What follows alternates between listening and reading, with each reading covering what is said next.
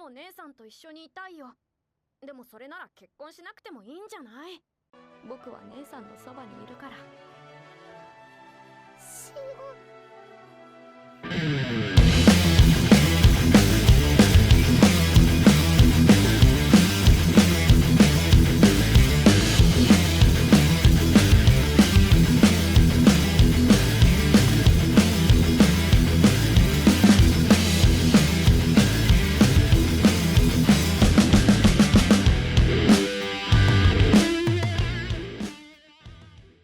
Orets 25 წლის ზამთრის სეზონზე სულ მთლიანობაში 36 სრულიად ახალი ანიმე გამოვიდა. ამიტომ ზედმეტი ლაპარაკის გარეშე გადავალ ჩამონათვალზე. Golfi. ბევრი ანიმე ნამდვილად არ არის ამ სპორტზე და არც რომელიმე დიდად გამორჩეული. ამ სეზონზე კი Sora Hero Utility გამოვიდა. სიუჟეტი ახალგაზრდა გოგოზე გვიყვება, რომელიც საკუთარ თავს ეძებს და ცდილობს რამეს მოერგოს, თუმცა ამაოდ. არაფერი გამოზის, რადგან მოუხერხებელია. სანამ Golfi არ გამოჩნდება მის ცხოვრებაში. რამდენი მეუხერხული მომენტის გარდა საკმაოდ საინტერესო საყურებელი ამბავია. ანიმე კონკრეტული სპორტის წესების ცოდნას არ მოითხოვს და საჭიროებისამებრ ხსნის მას კიდეც. სიუჟეტის მშვიდი ტონი და ანიმაციის თბილი ფერები სასიამოვნო ატმოსფეროს ქმნის, რომელშიც თავადაც შეგიძლია დაისვენო. თუ დანდადანის ან Chainsaw Man-ის მოყვარული ხარ და ახალ სეზონის ელოდების, სერიალი შეიძლება ბოლომდე არა, მაგრამ მაინც შეიძლება შეგისვას საკამოტო დეისმა, რომელიც პენსიაში გასულ ჰიტმანზე გვიყვება და გადაწყვეტილებას პერსონაჟმა საცოლის გაცნობის შემდეგ მიიღო.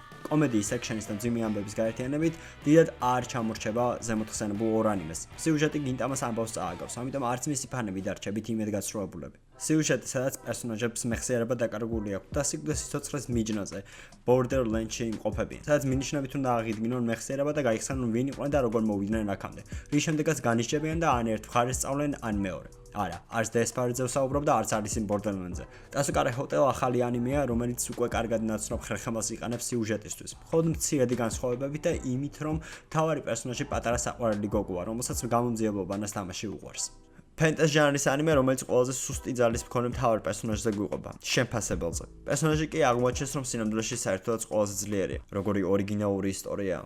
რა აღარ გვინახავს ისეკაი ჟანრში რეინკარნირებული. ათასობით ჩავთმიანი MC, ღორი, ხმალი, vending machine, ოსამუ დაზაიცკი. და მაშინ როცა ვფიქრობთ, რომ იდეები ამოიწურვა, იაპონელებმა წითელი რეინჯერის რეინკარნაცია შემოგთავაზეს. კი, თუ გახსოვთ რეინჯერების ფილმები და მულტფილმები, ზუსტად მაგ წითელ რეინჯერზე მაქვს საუბარი, რომელიც ბოროტებასთან ბრძოლას შეეწირება და მაგიურ სამყაროში აღმოჩნდება. მიუხედავად იმისა, რაც არ უნდა სულეულად ჟღერდეს, ამ ანიმეს ყურება ნამდვილად ღირს მისი კომიკური სიტუაციების გამო. წითელი რეინჯერი ისევ ისეთი პერსონაჟია, როგორც ყოველს გვახსოვს და ცდილობს მეგობრობის ძალით დაამარცხოს ბოროტება. სწორედ ამის გამო იქნება ბევრი კომიკური სცენა. და დროა გავისროთ ნათმასტერი. ამ ანიმეს სამყაროში არსებობს ხილები, რომლებიც სხვადასხვა ძალებს იძლევიან. ნეტა საიდან მოიპარეს ეს იდეა? მაგრამ სანამ ხილს არ შეჭამ, არ იცი რა ძალა გადმოგეცემა. ასევე ერთზე მეტი ხილის შეჭმის შემთხვევაში მოკვდენ. თუმცა მთავარი პერსონაჟი რის მთავარი პერსონაჟია. და როდესაც ერთ ხილს შეჭამს, ეს ხილი მისცემს საშუალებას რამდენი ხილიც უნდა იმდენი შეჭამოს. მაგრამ Light is dumb as fuck. ამიტომ დამატებით მხოლოდ ერთ ხილს შეჭამს, როცა შეუძლია რომ უბრალოდ ყოველი შენდე ღმერთად იქცეს. კიდევ ერთი ფენტეზი ანიმე, რომელიც ხვებისგან იმით განსხვავდება მხოლოდ რომ მთავარი პერსონაჟი გოგოა. კიდევ ერთი ისეკაი, რომელშიც პერსონაჟის წარსულს მნიშვნელობა არ აქვს და ამ ფაქტს არც მალავს ანიმე. 僕サラリーマンだったんですけどそれも争うことはいいじゃない。 მიუხედავად ამისა, მაინც კარგი საყურებელია. ტაკომის სხვა ადამიანებთან ერთად შემთხვევით მოხვდა ფენტეზი სამყაროში. გაუთვალისწინებლობის გამო კი ქალღმერთი საკუთარ დაუცვას აძლევს, ხოლო ტაკომი ცდილობს ალქიმია შეისწავლოს. პარალელურად, სხვები, ვინც მასთან ერთად ამ სამყაროში მოხვდნენ, საიდუმლოებებით მოცულ ქალაქში ხვდებიან და მათ გამოყენებას ასევე საიდუმლოებებით სავსე პერსონაჟები აპირებენ. ალბათ გაიგია ძირითადად უსაბრძოლო თეორია იმის შესახებ, რომ როდესაც გძინავს და სიზმარს ნახულობ, სხვა სამყაროში ხარ და მოქმედებ. ეს ანიმე სწორედ ამ დაშვებას აკეთებს და მთავარი პერსონაჟი ძილის დროს ფენტაზ სამყაროში გადაყავს, სადაც მას მეგობარი ელფი გოგონა ყავს. ერთ დღესაც როდესაც გაიგუდებს, ელფი გოგონა რეალურ სამყაროში მის გვერდზე მწოლიარე დახვდება. სიუჟეტი ცდილობს ორივე სამყაროში მათ ურთიერთობაზე მოგვიყვეს. ფენტაზ სამყაროში ერთად იკვლევენ სხვადასხვა ადგილს, ხოლო რეალურ სამყაროში მარიას კაზუჰიტო თავის სამშობლოს აცნობს. საინტერესო ფაქტი: კაზუჰიტოს გამხმოვანებელი რეზერვაში სუბარუს ახმოვანებს. ხოლო მარია ძალიან გავს ემილიას. ისევე როგორც საქართველოში გვაქვს ქართული ენები, ქართული, სვანური, მეგრული და ლაზური ენები, მსგავსად იაპონიაშიც არსებობს იაპონური ენები. ერთ-ერთი მსგავსი ენაა ოკინავიური, იგივე უჩინააგუჩი, რომელზეც ოკინავას კუნძულებზე საუბრობენ. ოკიცურა ტოკიოდან ოკინავაში გადასულ სკოლის მოსწავლე ბიჭზე გვიყვება, რომელსაც უჩინააგუჩის ენაზე მოსაუბრე გოგო შეუყვარდება. მიუხედავად იმისა, რომ ჟანრად ამ ანიმეს რომანტიკა უწერია და სიუჟეტი მართლაც სასიყვარულო სამკუთხედის გარშემო ბრუნავს, მთავარი მესიჯი ეს არ არის. ოკიცურა ცდილობს ოკინავას კულტურა, ტრადიციები და ენა გაგვაცნოს, რაც მათ დანარჩენი იაპონიისგან გამოარჩევს. რა თქმა უნდა, ამ ყველაფერს უფრო მეტად კომედიით ცდილობს. თუ მსგავსი თემები გიზდავთ და გაინტერესებთ, იაპონიასთან დაკავშირებით საკმაოდ კარგი საყურებელი ანიმეა. უბრალოდ პიკ სინემა. Flower and Astro საინჟარის ანიმეა, რომელიც ახალგაზრდა გოგოზე გვიყვება. გოგოზე, რომელსაც ძალიან უყვარს ხმამაღლა კითხვა, რის გამოც მაღალ კლასელის დაყოლებით მაუწყებლობის კლუბში გაწევრიანდება სკოლაში. ძირითადი ანიმაცია ნამდვილად ჩვეულებრივია, თუმცა ლექსების, პოემების ან ნაწყვეტების საკითხვისას შესრულებული ვიზუალური მეტაფორები ულამაზესია და ანიმეს საუნდტრეკები ღრმად ემოციური, რომელიც ტონს უფრო მშვენი ერწყმის, ვიდრე არის. ასევე voice actor-ები, რომლებიც მართლა პროფესიონალები არიან და სწორად ასრულებენ თავიანთ საქმეს. მაშინ როცა სიუჟეტის სწორედ ხმის გამოყენებას ეხება. ჰანას პერსონაჟი იმის გამო საინტერესოა, რომ იშვიათია ამბებში overthinker ადამიანების რეალური სახის დანახვა. სწორედ რომ ბევრს ფიქრობს ჰანა და ხშირად იმას ამბობს, რასაც საჭირო და ან სწორად თვლის და არა იმას, რასაც რეალურად გრძნობს. თუ ერთადერთი არა, ერთ-ერთი საუკეთესო ანიმე მაინც არის Flower and Astro ზამთრის სეზონზე. თუ მუშოკუ ტენსეის გოგოები მოგენატათ, here they are. ჯავშნიანი ერისი, მშვილდოსანი სელფი და Roxy.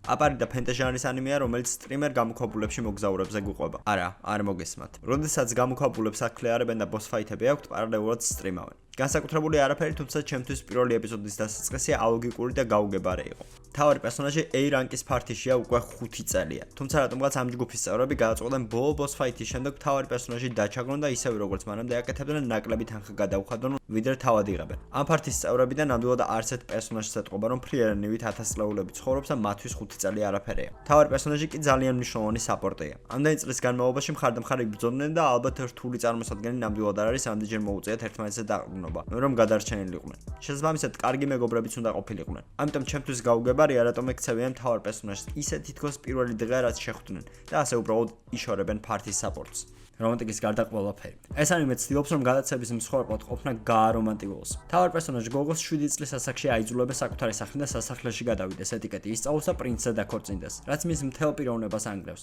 მსგავსი პერიოდის ამბებისთვის სიახლე ნამდვილად არ არის იძულებითი ქორწინება და ეტიკეტის ძალისმიერი სწავლება, მაგრამ თავად სიუჟეტი ცდილობს ამ ყველაფრის დადებითობის დანახებას და ზოგჯერ კომიკური სცენებით გადაფარვას.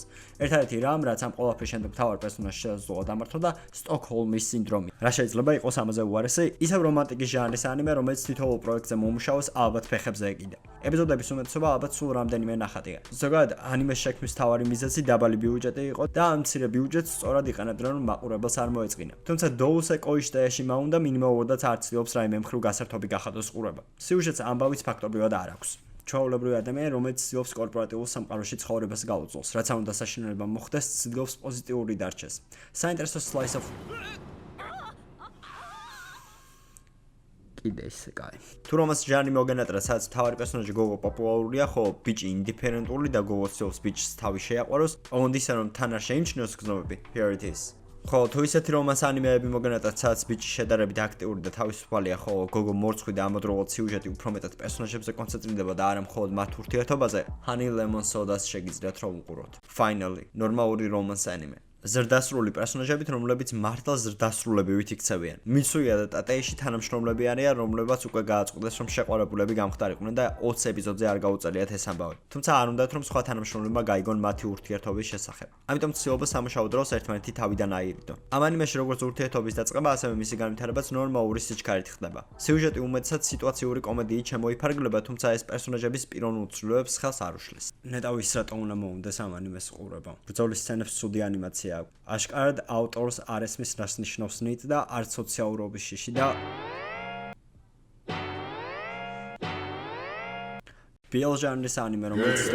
BL ჟანრის ანიმე, რომელიც ცდილობს დაგვაჯეროს, რომ თუ კი ვინმე ადამიანის როგორც კატის ზეაყვანას გააწყვეტს და კომპანიის უფროსი ამის უფლებას მისცემს, ეს სრულიად არ ითვლება ტრაფიკინგად. იავეს და BL-ის მოყვარულებისთვის ნამდვილი სამოთხეა ეს ანიმე. საყვარელი მთავარი პერსონაჟი კატის გზევებით და სიმპათიური წარმატებული მამაკაცი, რომელიც მის მორჯულებას და მოვას ცდილობს.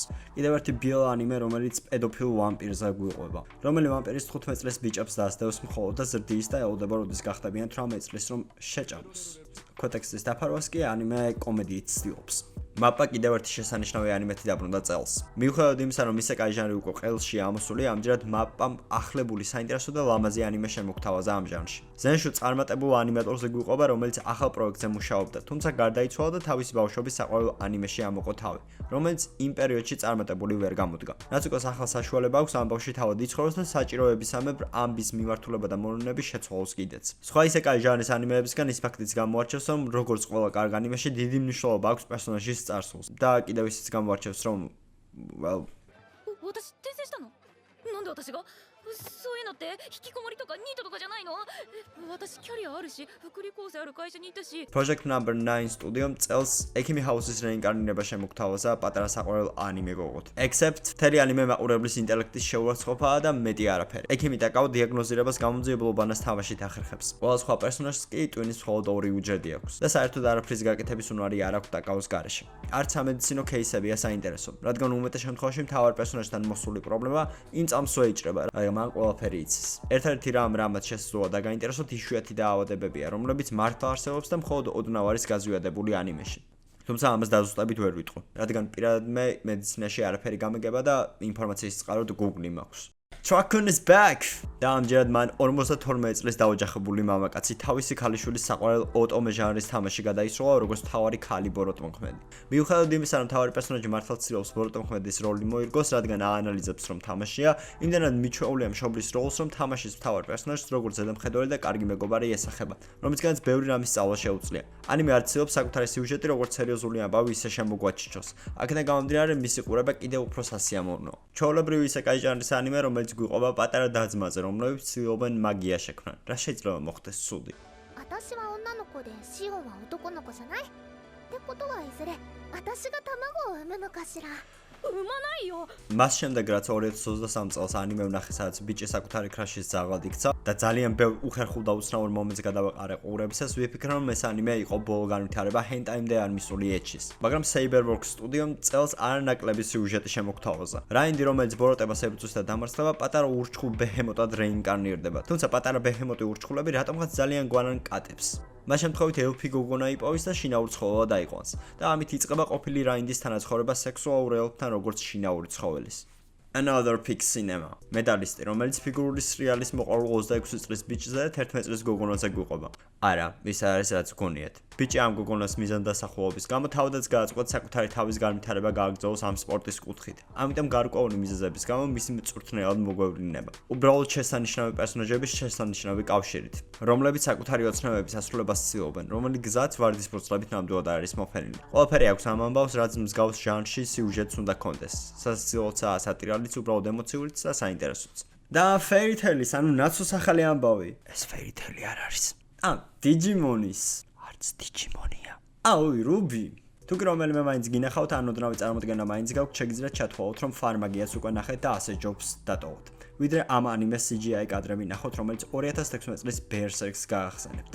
Speaking of CGI, GoHand სტუდიომ ანიმე გამოუშვა, რომლის ერთ-ერთი ჟანრი ექშენია და სხვა აბსოლუტურად ყველაფერი მეათე ხარისხოვანი.